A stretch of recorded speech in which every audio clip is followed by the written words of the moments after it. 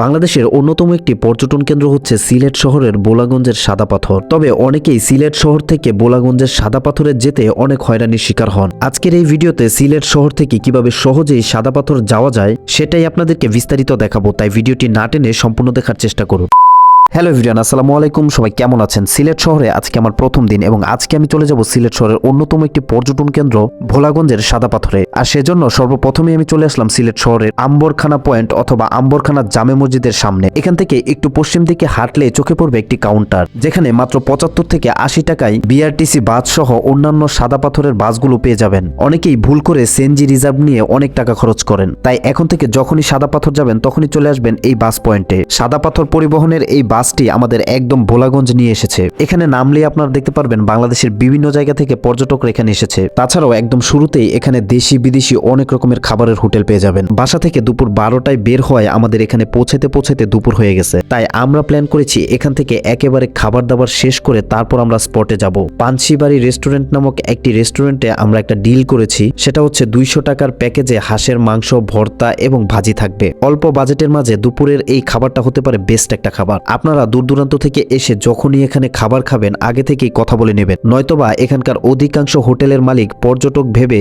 অধিকাংশ মানুষকে ঠকিয়ে দেয়। যাই হোক, 200 টাকার মধ্যে হাঁসের মাংস এবং ভাত আনলিমিটেড, খাবারটা মোটামুটি ভালোই ছিল। আমরা এখানে পৌঁছাতে 2টা থেকে 2:30 বেজে গিয়েছিল, তাই এখান থেকেই আমরা দুপুরের খাবারটা সম্পূর্ণ করে ফেললাম। যদি এখানকার খাবারের কথা বলি, খুব একটা ভালো মানের খাবার পাওয়া যায় না এখানে। তবুও যদি অনেক হোটেল খোঁজাখুঁজি করেন তাহলে হয়তো কোনো একটা হোটেলে ভালো মানের খাবার পেয়েও যেতে পারেন। যেভাবেই হোক দুপুরের খাবারটা কমপ্লিট করে ফেললাম। তারপর কিছুটা সামনে হাঁটলে চোখে পড়বে স্বাগতম সাদা পাথরের ব্যানার। এখান থেকে আবার 100 টাকা ভাড়ায় নৌকা নিয়ে যেতে হয় মূল স্পটে। তবে এই জায়গাটিতে চলে সবচেয়ে বড় সিন্ডিকেট। এখানকার একটি নৌকায় প্রায় 12 থেকে 14 জন জায়গা নেয়, কিন্তু তারা এখানে নিয়ম করেছে একটি নৌকায় 8 জনের বেশি নেওয়া যাবে না। অনেক পর্যটকরা পরিবারের 10 জন সদস্য নিয়ে আসে। তাদের এই নিয়মের কারণে পরিবারের 8 জন এক নৌকা দিয়ে যায় আর বাকি 2 জনকে যেতে হয় অন্য নৌকা দিয়ে। আবার অনেকেই 2 জন বা 3 জন ঘুরতে আসে, সেক্ষেত্রে তাদের নৌকা মেলানোর জন্য অনেক হয়রানির শিকার হতে হয়। এই বিষয়গুলো নিয়ে এখানকার স্থানীয় মানুষের সাথে পর্যটকদের সবসময় ঝগড়া লেগেই থাকে। যাই হোক, এখান থেকে নৌকা দিয়ে সাদা পাথর যাওয়ার জার্নিটা মোটামুটি ভালোই ছিল। আরেকটা জিনিস আপনাদেরকে বলে রাখি, আপনারা যেই নৌকা দিয়ে যাচ্ছেন পরবর্তীতে আবার এই নৌকা দিয়ে আপনাদের ব্যাক করতে হবে। অর্থাৎ 100 টাকা দিয়ে আপনারা যেই নৌকা দিয়ে যাচ্ছেন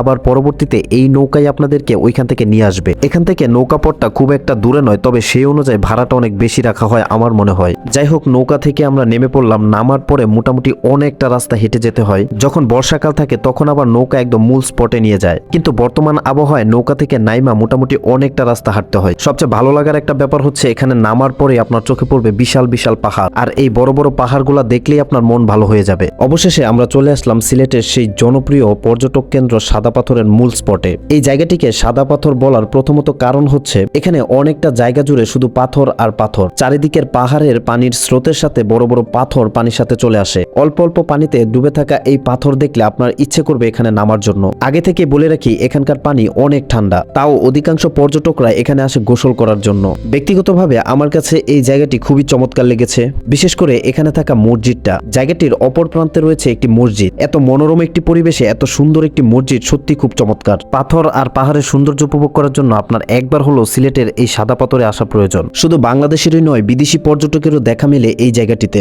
এখানে হাজার হাজার পর্যটক স্রোতের পানিতে গোসল করে আনন্দ উপভোগ করে। তবে এখানে গোসল করার সময় সাবধানতা অবলম্বন করাটা খুবই জরুরি। অনেক সময় স্রোত অনেক বেশি থাকে আর সেই স্রোতে পাথর এসে গায়ে লাগতে পারে, আর একবার যদি পা পিছলে যায় তাহলে ঘটতে পারে অনেক বড় ধরনের দুর্ঘটনা। তাই এখানকার সৌন্দর্য উপভোগ করার সময় সাবধানতা অবলম্বন করাটা খুবই গুরুত্বপূর্ণ। আকাশের অবস্থা ভালো না, পর্যটক ভাই বোনেরা যারা আছেন এখনই ফিরে যান। পর্যটক কেন্দ্র আজকে এই পর্যন্ত এখানে বন্ধ হচ্ছে।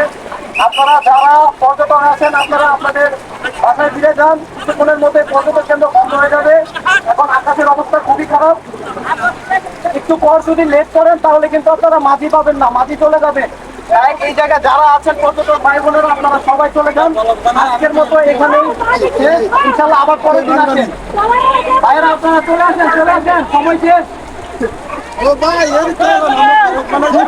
আবার আগামীকাল আসবেন, আবার আগামীকাল আজকে চলে আসেন। ধন্যবাদ সবাইকে, সবাই আবার আসবেন। আজকের এই ভিডিওটি ভালো লাগলে লাইক, কমেন্ট, শেয়ার করতে ভুলবেন না। পাশাপাশি এরকম ধরনের ইনফরমেশনাল ব্লগ দেখতে আমার ইউটিউব চ্যানেলটি সাবস্ক্রাইব করে রাখবেন।